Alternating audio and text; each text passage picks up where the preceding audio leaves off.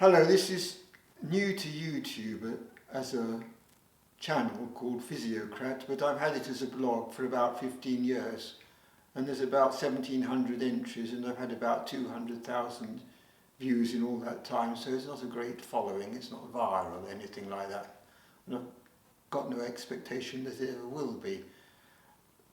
I called it Physiocrat because I wanted to introduce some of the ideas of the physiocrats, who were a group of philosophers who lived in the 18th century, and they were nothing less than the founders of economics as a proper political science, which it wasn't before, and they founded the tradition which was then carried on by Adam Smith and David Ricardo. So that's what it's about, and the reason I do it is because the physiocrats have got important ideas which have been forgotten for about the past 100 years, and the forgettingness is one of the reasons why a lot of economic problems and the political problems that flow from them are so intractable.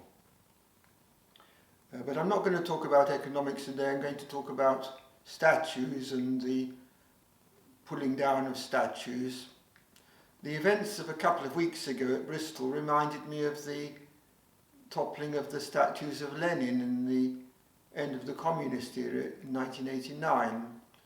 Though not entirely similar though, because Lenin was the leader of a tyrannical regime and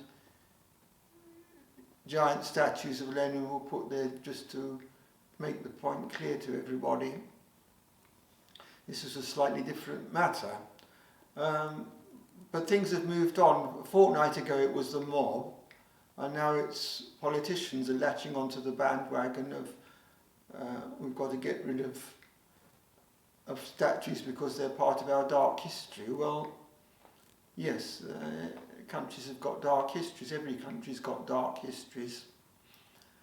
Now, the problem with that is that statues are also part of the background to our lives. Here is Trafalgar Square with a couple of kings on horses. You can just see their horses' legs. And of course, Nelson's Column. The Nelson's Column in Dublin was blown up a few years ago, so this also shows how sensitive statues can be. But as I say, they're the background to people's lives. They're also one of the means by which a nation tells its story about itself.